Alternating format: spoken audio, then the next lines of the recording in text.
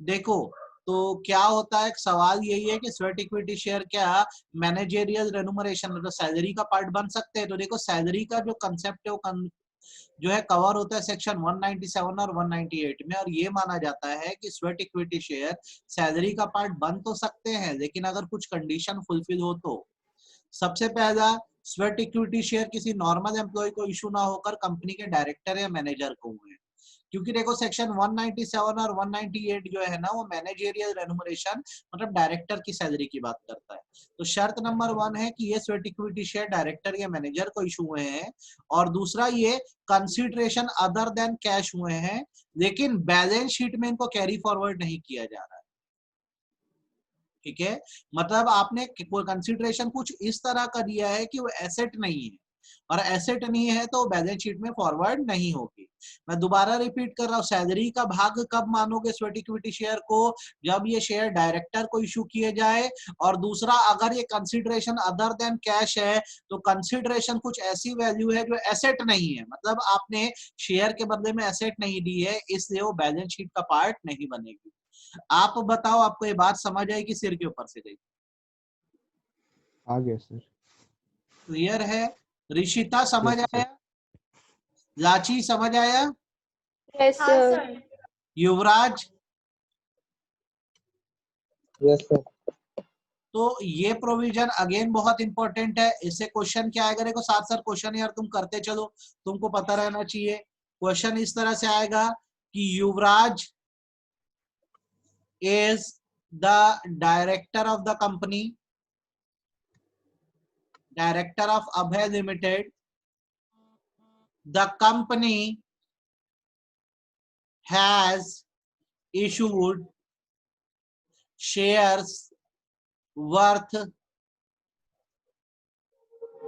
10,000 rupees to Yuvraj, forming part of his salary.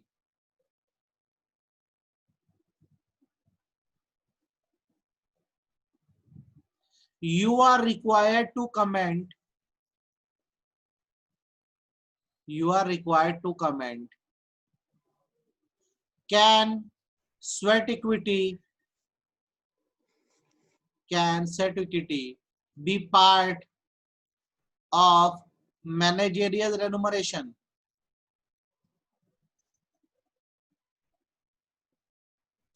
Question ऐसा आएगा exam में, युवराज company अभय limited का डायरेक्टर है, कंपनी ने उसे 10,000 रुपए के शेयर दिए हैं जो उसकी सैलरी का पार्ट बन रहा है। आपको ये बताना है कि क्या स्वेट इक्विटी शेयर सैलरी का पार्ट बन सकते हैं, अगर ऐसा क्वेश्चन आया तो कर पाओगे कि नहीं, हाँ या ना? Yes sir. Yes sir. नहीं जाएगी? नहीं। चलो, अगर ये क्लियर है तो देखो प्रोविजंस को एकदम अच्छे से पढ़ना, और आपको कंपनी लॉ जो है पूरा लॉजिकल ही आने वाला है। अगर आपको कंसेप्ट आता है तो आप कर दोगे, नहीं आता है तो नमस्ते हो जाओगे। तो हर चीज को एकदम अच्छे से क्या है सोच समझ के सीख के आप करना। ये कंपनसेशन एस्पेक्ट मत करना, ये हट चुका है बेसिकली, इस पे दिमाग मत लगाना कंपनसेशन एस्पेक्ट पे। ठीक है, आप बोर्ड रिपोर्ट के प्रोविजन पे आना कि बोर्ड रिपोर्ट जब बनती है, बोर्ड रिपोर्ट का आपको मैं मतलब बता देता हूँ कि जब एनुअल जनरल मीटिंग होती है ना, एनुअल जनरल मीटिंग तो सब लोग समझते हो शेयर होल्डर की ईयरली मीटिंग होती है, तो इसमें क्या किया जाता है, शेयर होल्डर को बेटर एक्सप्लेनेशन देने के लिए जो कंपनी के बोर्ड ऑफ डायरेक्टर होते हैं वो बोर्ड रिपोर्ट बनाते हैं, जिसमें वो क्या करते हैं कंपनी की पूरी ईयरली समरी लिखते हैं कि साल भर में कंपनी में क्या क्या हुआ। तो बोर्ड ऑफ डायरेक्टर की रिस्पॉन्सिबिलिटी बनती है कि अगर उनके यहाँ स्वेट इक्विटी शेयर इशू हुए हैं तो वो उसका भी डिटेल जो है बोर्ड रिपोर्ट पे दें। ठीक है, ये बात आपको ध्यान रखनी है यहाँ से यहाँ तक। इसको फर्दर डिटेल एक चैप्टर है ट्रांसपेरेंसी एंड डिस्क्लोजर, उसमें है, तो ये लाइन क्यों पढ़े हम इस लाइन को पढ़ेंगे और ध्यान रखेंगे कि स्वेट इक्विटी शेयर जितने भी इशू हुए हैं उसका सारा डिटेल बोर्ड रिपोर्ट में होना चाहिए। Are you getting my point? Perfectly मेरी बात क्लियर है कि नहीं है? सर। ठीक, तो यहाँ पे पूरा स्वेट इक्विटी शेयर का कंसेप्ट आपका ना A to Z खत्म हो गया, इतना पढ़ना है। तो इसमें क्या देखो कंडीशंस आपको समझ आ गई है जो मैंने बताई है, कंडीशन के अलग अलग तरह के प्रोविजंस आपको समझ आए कि नहीं आए आप ये बता दो। मैं मान के चलता हूँ आ गया है, आगे बढ़ सकते हैं लोग? Yes, sir. Yes, sir. अब हम Yes, लोग sir. इशू पढ़ते हैं, हमने प्रीमियम पढ़ लिया, हमने डिस्काउंट पढ़ लिया, हमने स्वेट इक्विटी पढ़ लिया। अब हम लोग आते हैं डिफरेंशियल राइट के कंसेप्ट पर। ठीक है, डिफरेंशियल राइट का कंसेप्ट निकल कर आता है इक्विटी शेयर से। क्या है एक बार मैं सिखा दे रहा हूँ, उसके बाद आपको ये करने में क्या होगी, आसानी होगी। नॉर्मली ये माना जाता है जैसे कंपनी के इक्विटी शेयर्स हैं, तो आप जब किसी कंपनी में इक्विटी शेयर खरीदते हो तो बताओ आपको क्या प्रोवाइड करती है कंपनी। इक्विटी शेयर खरीद के आप कंपनी के क्या बन जाते हो, ओनर और Owner. वोटिंग राइट्स मिलते हैं। ओनर बन जाते हो। तो सपोज करो एक कंपनी मेरी बनाई हुई है, ठीक है, मेरी बनाई हुई है मिस्टर जमशेद की। अब क्या हो रहा है कि मुझे पैसा चाहिए था तो मैंने आप सबको ओनर बना दिया, तो आपके जैसे हजारों लोग मेरी कंपनी में ओनर हो, तो इसके कारण क्या है, मेरी कंपनी की शेयर होल्डिंग बहुत बढ़ गई है। तो आप बताओ मैं अपने पास अपनी पावर मेंटेन रखना चाहूंगा कि नहीं, क्योंकि कंपनी तो ओरिजिनली मेरी थी। आज आप कितना भी बोल लो, रिलायंस किसकी कंपनी है अंबानी। अंबानी की। भैया? वो तो बोलता है कि उसके कैपिटल बेस तो ऐसा है कि इंडिया अब्रॉड में हर जगह उसके इन्वेस्टर है, तो सभी लोग ओनर है, लेकिन वो चाहेगा ना मेन पावर उसके पास बनी रहे। तो नॉर्मली क्या किया जाता है, जब ओनरशिप शेयर होती है ना, या इक्विटी शेयर, उसकी कैटेगरी बना दी जाती है। एक को हम बोलते हैं विथ वोटिंग राइट। ठीक है, विथ वोटिंग राइट बेटा वो कैटेगरी होती है जो हम आम लोगों को दी जाती है, जहां पर हम जब इक्विटी शेयर खरीदते हैं तो हमें उसमें राइट टू वोट मिलता है, राइट टू वोट मिलता है, और दूसरा राइट टू डिविडेंड मिलता है। ये आम तरह के इक्विटी शेयर होते हैं। लेकिन जो कंपनी के स्पेशल पर्सन होते हैं, अंबानी जैसे लोग, वो अपने पास एक दूसरे तरह के इक्विटी शेयर रखते हैं जिसको विथ डिफरेंशियल वोटिंग राइट बोलते हैं। विथ डिफरेंशियल वोटिंग राइट का बेसिकली मतलब होता है इन होल्डर्स के पास डिफरेंस है। डिफरेंस का मतलब होता है मोर पावर, ज्यादा power in respect of voting. इनके वोट को ज्यादा अहमियत दी जाएगी और इनको डिविडेंड ज्यादा मिलेगा, इनको डिविडेंड ज्यादा मिलेगा। मतलब एक तरह के आप बोल सकते हो वीआईपी तरह के इक्विटी शेयर्स है। आप जाते हो ना जैसे किसी प्लेस पर, तो दो तरह का कोटा होता है, एक जनरल कोटा और एक वीआईपी कोटा। तो हम जैसे आम लोग को जो शेयर दिए जाते हैं वो जनरल कोटा वाले होते हैं, उसको विथ वोटिंग राइट बोलते हैं। जिसको खरीदने पर हमें राइट टू वोट मिलता है और दूसरा हमें डिविडेंड पाने का अधिकार मिलता है। और कंपनी के खास लोग अपने पास जो रखते हैं ना शेयर, वो वीआईपी कोटा वाले होते हैं, जिसको डिफरेंशियल राइट के शेयर बोलते हैं। इसमें उन लोगों को ज्यादा ताकत मिलती है हम जैसे लोगों से वोट करने की या डिविडेंड पाने की। आप बताओ आपको ये बात कितनी समझ आई? आ गए सर। आ गया सर। परफेक्टली, कोई डाउट नहीं है। तो आप भी कल को हाँ कंपनी सर। बनाओगे, आपके यहाँ 10,000 शेयर होल्डर होंगे, तो आप खुद के पास किस तरह के शेयर रखोगे? Differential right. Differential share with differential right. है ना?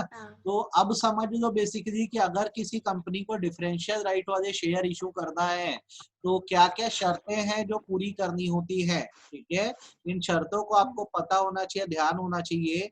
इसका एक शॉर्ट कोड दे रहा हूं, इसको ARLPDDPB कहते हैं।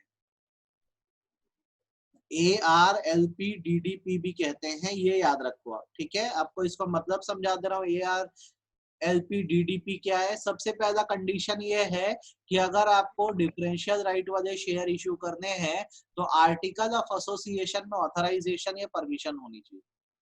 ठीक है, ये सबसे पहली बात है जो कंप्लीट होने चाहिए। ठीक, आर्टिकल ऑफ एसोसिएशन में जब तक ये रूल नहीं लिखा होगा या प्रोविजन नहीं लिखा होगा कि डिफरेंशियल राइट के शेयर इशू कर सकते हैं, तब तक डिफरेंशियल राइट के शेयर इशू नहीं हो सकते। ये सबसे पहली बात।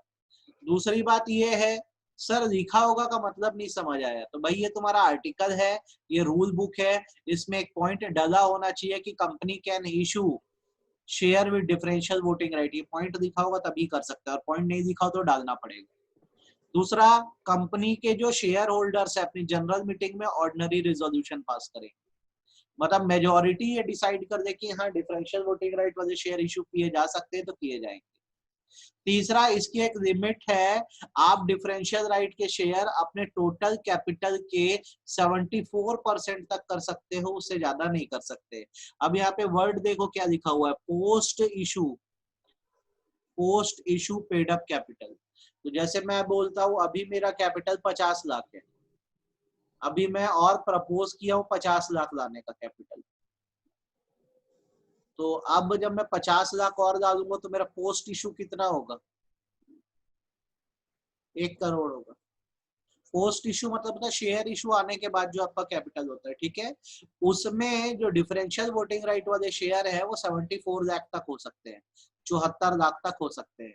ये अपडेट है बेटा 74%, पहले ये 26% हुआ करता था, 26% हुआ करता था, सरकार ने इसको 74% तक कर दिया है।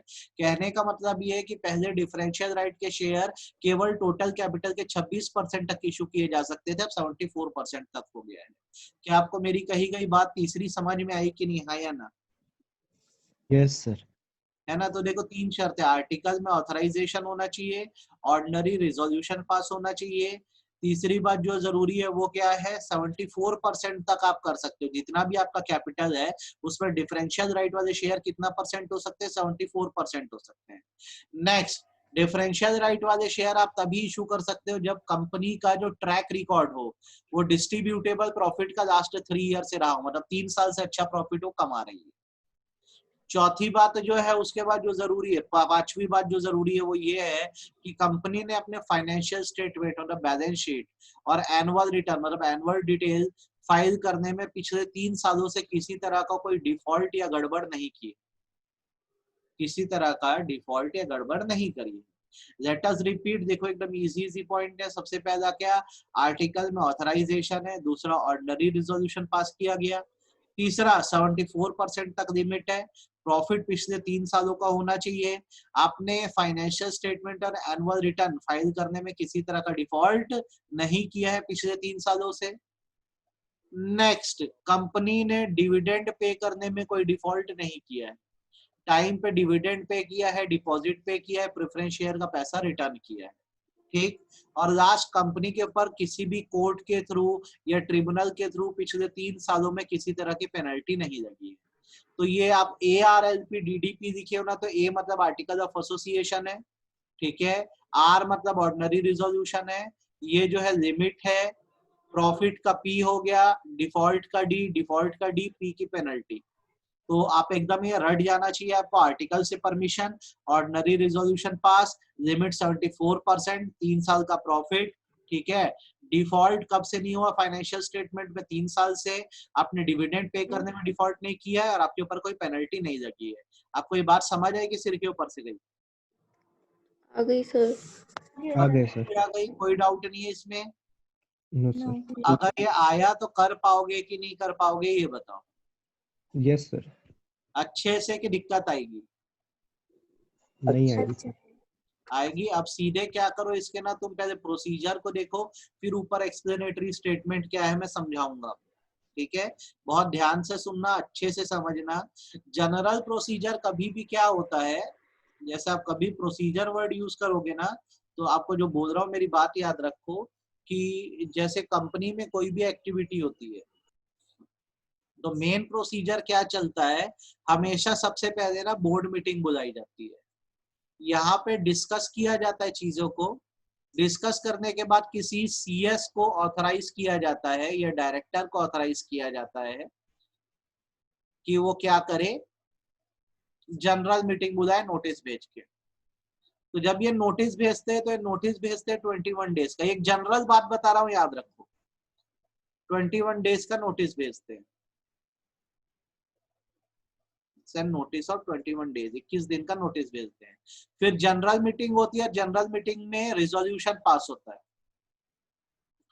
मतलब शेयर होल्डर डिसीजन लेते हैं कि वो मैटर कंप्लीट करना है कि नहीं, ये ऑर्डिनरी भी हो सकता है या स्पेशल भी हो सकता है। अब जब ये हो जाता है तो आपको क्या करना होता है, ROC को इंफॉर्मेशन देनी होती है। ये जनरल प्रोसेस है जो हर डिसीजन मेकिंग में चलता है। हमेशा पहले बोर्ड मीटिंग बुलाई जाती है, वहां पे डिस्कस कर लिया जाता है कि ये चीज हो सकती है कि नहीं। अगर बोर्ड ही डिसीजन ले ले तो वेल एंड गुड, कोई दिक्कत नहीं है, लेकिन अगर आपको शेयर होल्डर से पूछना पड़ता है तो उनको नोटिस 21 दिन का देकर बुलाया जाता है। वहां पे उनसे जब भी डिसीजन दिया जाएगा फिर रजिस्ट्रार ऑफ कंपनी को इन्फॉर्म किया जाता है। पहले बताओ ये जनरल प्रोसीजर समझ आया कि नहीं, जनरल बात? Yes sir. क्लियर है? अब इसको अगर मैं बताऊं तो हर जगह फिट कर सकते हो, तो यहाँ भी फिट करो। सबसे पहले जो जो पॉइंट बोल रहा हूँ वो पढ़ना। सबसे पहले तो तुम ये चेक कर दो कि आर्टिकल ऑफ एसोसिएशन में पॉइंट लिखा है कि नहीं कि आप डिफरेंशियल वोटिंग राइट वाले शेयर इशू कर सकते हो कि नहीं। और नहीं लिखा है तो सबसे पहले आपको क्या करना होगा, आर्टिकल में चेंज लाना होगा, उसमें रूल डालना होगा कि हाँ हम डिफरेंशियल वोटिंग राइट वाले शेयर इशू कर सकते हैं। ये तो जनरल पॉइंट हो गया। अब नंबर 2 आपने क्या किया, नंबर 2 आपने बोर्ड मीटिंग बुलाई। जैसा कि मैंने बताया, बोर्ड मीटिंग क्यों बुलाई, ताकि डिस्कस कर सके डिफरेंशियल वोटिंग रेट को। डायरेक्टर कंपनी को चला रहे हैं तो उनके पूछे बिना तो पत्ता भी नहीं हिलता ना। तो पहले वो बोर्ड मीटिंग बुला के डिस्कस कर देते कि क्या हमें जरूरत है डिफरेंशियल वोटिंग राइट वाले शेयर की। अगर है तो हम अभी नोटिस भेज देते हैं, किस चीज का, जनरल मीटिंग का, ताकि हम शेयर होल्डर को बुला सके। 2 पॉइंट हो गए। थर्ड, जो जो शर्तें हैं ऊपर हमने ARLP DDP जो शर्त पढ़ी है, हम ये इंश्योर करेंगे कि डिफरेंशियल वोटिंग राइट की सारी कंडीशन सेटिस्फाई है। देखो 3 पॉइंट। सबसे पहले आर्टिकल में चेक कर दिया पॉइंट है कि नहीं, बोर्ड मीटिंग बुलाया, डिस्कस करे कि हाँ भाई करा जा सकता है डिफरेंशियल वोटिंग राइट वाला शेयर इशू, और जनरल मीटिंग का नोटिस भेज दिए। ये चेक कर दिया कि सारे शर्तें सेटिस्फाई हो रही है कि नहीं हो रही है। अब चौथा पॉइंट आपका ऑप्शनल है, ये लिस्टेड कंपनियों के लिए करना है तो करो, नहीं तो ऐसे काट दो, कोई दिक्कत नहीं है, ये टाइम वेस्टेज होता है। अब उसके बाद क्या हुआ, जब जनरल मीटिंग हुई तो उसमें ऑर्डिनरी रिजोल्यूशन पास हुआ। ऑर्डिनरी रिजोल्यूशन होता 51% वोटिंग से पास हुआ, और ये डिसाइड कर दिया गया कि भाई क्या करेंगे, डिफरेंशियल वोटिंग राइट वाले शेयर इशू करेंगे। पहले बताओ ये 4 पॉइंट समझ आया कि सिर के ऊपर से? Yes sir. बाकी लोग को, दोनों को, लाची और इशिता को? हाँ सर, यस आ गया सर। सर। भाई देखो, सबसे पहले आर्टिकल में चेक करे, बोर्ड मीटिंग बुलाए, देख लिए सारी शर्तें पूरी हो कि नहीं, हो रही है कि नहीं, जनरल मीटिंग बुलाया। अब मुझसे बाद में आप पूछोगे सर ये पोस्टल बैलेट क्या है, तो मैं बता दूं क्या होता है। जब बहुत ज्यादा शेयर होल्डर हो जाते हैं, जैसे हजारों में, तो घर बैठे ही वोटिंग करवा दी जाती है, उसको पोस्टल बैलेट बोलते हैं। तो अब क्या होगा, जैसे जनरल मीटिंग में रिजोल्यूशन पास हो गया, डिसीजन हो गया, तो 30 दिन के अंदर आपको ROC को इन्फॉर्म कर देना होगा कि हमारे यहाँ क्या है, डिफरेंशियल वोटिंग राइट वाले शेयर इशू हुए हैं। और इसका डिटेल जो होता है वो फॉर्म PAS3 में दिया जाता है। PAS3 का मतलब होता है prospectus and allotment of shares. ठीक है, PAS का मतलब होता है prospectus and allotment of shares. इसमें हमेशा ये बताया जाता है कि आप कितने शेयर अलॉट कर रहे हो। ठीक है, ये बात भूलना बहुत इंपॉर्टेंट है, अच्छे से इसको करना है। ठीक, अब 6वें पॉइंट के बाद आप 9th पॉइंट करो। ठीक, अब जब सबको शेयर मिल गए तो आप ऐसी फॉर्मेलिटी करो कि सबके घर में ना टाइम पे शेयर सर्टिफिकेट भिजवा दो। और अगर लोगों का डीमैट अकाउंट है तो उनके डीमैट अकाउंट में शेयर्स को क्रेडिट करके लोगों को इन्फॉर्म कर दो कि आपके अकाउंट में इतने शेयर आ गए। तो आप भी जब पढ़ोगे तो पॉइंट नंबर 1 पढ़ना, 2 पढ़ना, 3 पढ़ना, 5 पढ़ना, 6 पढ़ना और 9। सर ये बीच का आप क्यों नहीं बता रहे हो, क्योंकि बीच का लिस्टेड कंपनियों के लिए, उस पर अभी फोकस मत करो, दिमाग मत लगाना। ठीक है, फिर 12वां पॉइंट आप करोगे कि अब जब शेयर अलॉट हो गए हैं तो रजिस्टर ऑफ मेंबर बनाया जाएगा, जिसमें आप क्या करोगे, पूरा डिटेल लिखोगे कि कौन कौन आपकी कंपनी में अभी शेयर होल्डर है। तो let us repeat, differential right वाले शेयर इशू करने हैं तो सबसे पहले क्या करो, चेक करो ऑथराइज हो कि नहीं हो, आर्टिकल में लिखा है कि नहीं। बोर्ड मीटिंग बुलाओ, ये इंश्योर करो सारी कंडीशन सेटिस्फाई हो रही है कि नहीं हो रही है। अब शेयर होल्डर की मीटिंग बुलाकर तुम डिसीजन लो। ROC को बताओ कौन से फॉर्म में, PAS3 में। सबके घरों में शेयर सर्टिफिकेट भेजो और अपने यहाँ रजिस्टर मेंटेन करो। रजिस्टर में आप क्या करो, फुल डिटेल दे दो भैया, किस चीज का डिटेल दे दो कि आपके यहाँ भी कितने जो है शेयर होल्डर हैं। अब आप ये कंप्लीट करके बता दो मेरे को, ये बात आपको समझ आई कि सिर के ऊपर से? आपको मुझसे कुछ आ गया सर। टफ लग रहा है क्या कंपनी लॉ? नहीं। Question sir. तो बहुत आड़े टेढ़े आएंगे, हर चीज आती होगी तो कर पाओगे वरना नहीं कर पाओगे। समझ रहे हो मेरी बात को? एक क्वेश्चन यस में सर। तो देखो बना के और बताना हो पाएगा कि नहीं हो पाएगा। क्वेश्चन है, following is the balance sheet of Lachi limited for year ending March 2020। ठीक है, बैलेंस शीट बना के दे रहा हूं। लायबिलिटीज, एसेट, एसेट में furniture, land and building, machinery, current asset. Furniture 1 crore के, लैंड एंड बिल्डिंग 2 करोड़ की, मशीन 3 करोड़ की और करंट एसेट 4 करोड़ के, टोटल आया 10 करोड़। इधर लायबिलिटी की अगर मैं बात करूं तो आपका जो पेड अप कैपिटल है, आपका जो पेड अप कैपिटल है वो मैं बोलता हूं 1 करोड़ का है। ठीक है, मैं बोलता हूं आपके जो लोन्स हैं वो 8 करोड़ के हैं और मैं बोलता हूं आपका जो रिजर्व है वो 1 करोड़ का है। ये भी टोटल हुआ 10 करोड़। ये देख लो बैलेंस शीट को। अब आपको कुछ चीजें बतानी है। Number 1, the company wants to issue share with differential right of 80 lakh rupees. ठीक है, दूसरी बात आपको ये बतानी है, the company has not paid dividend. Not paid की जगह डिफॉल्टेड लिख दे रहा हूं, डिफॉल्टेड इन डिविडेंड ड्यूरिंग लास्ट ईयर।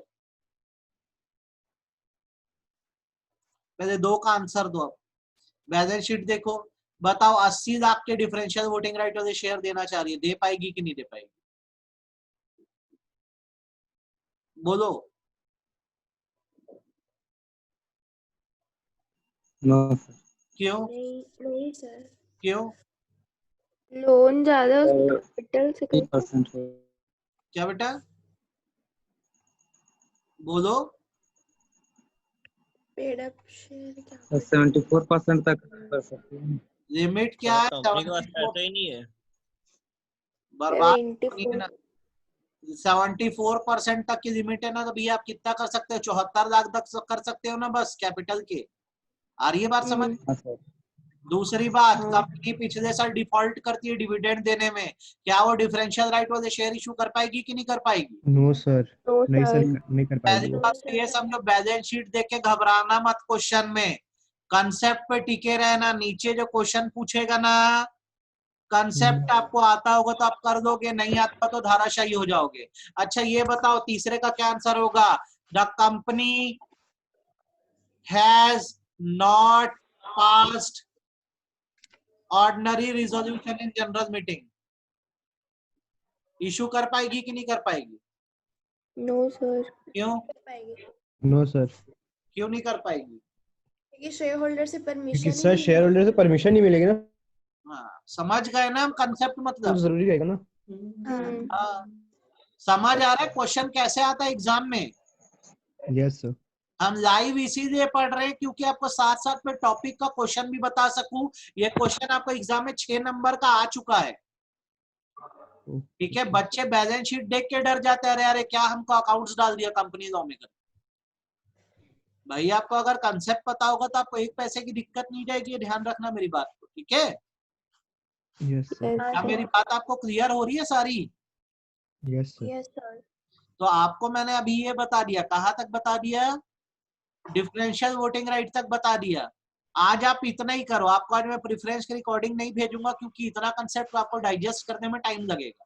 ठीक है, ओके सर। कैसे इसको एकदम अच्छे से थरोली एक एक लाइन पढ़ डालना और ऊपर स्वेट इक्विटी का एक एक प्रोविजन पढ़ डालना। मन में 1 पैसे का डाउट नहीं आना चाहिए बेटा, एकदम अच्छे से आना चाहिए आपको। कल सुबह मिलेंगे, इसको करेंगे। मंडे संडे सब भूल जाओ, रोज पढ़ना है अपने को, है ना? Okay sir. ठीक है, तो कल जब अपन क्लास में आएंगे तो अपन डिस्क्लोजर पढ़ेंगे, पहली बात ये सिखाऊंगा, और दूसरी चीज प्रेफरेंस शेयर कैसे इशू होते हैं ये बताने वाला हूँ, है ना? आप ये करो, आपके लिए काफी है। अभी किसकी क्लास है? प्रियंक सर की। ये मानसी और साक्षी आते ही नहीं है। हाँ, ये मानसी और साक्षी आते ही नहीं है क्या क्लास में अभी? साक्षी भी आती है टैक्स की क्लास। टैक्स अच्छा, क्लास में मानसी आते हैं। अटेंड कर रहे हैं? पता नहीं। अच्छा चलो ठीक है बेटा, ये करो आप, है ना? हाँ ओके सर। सर।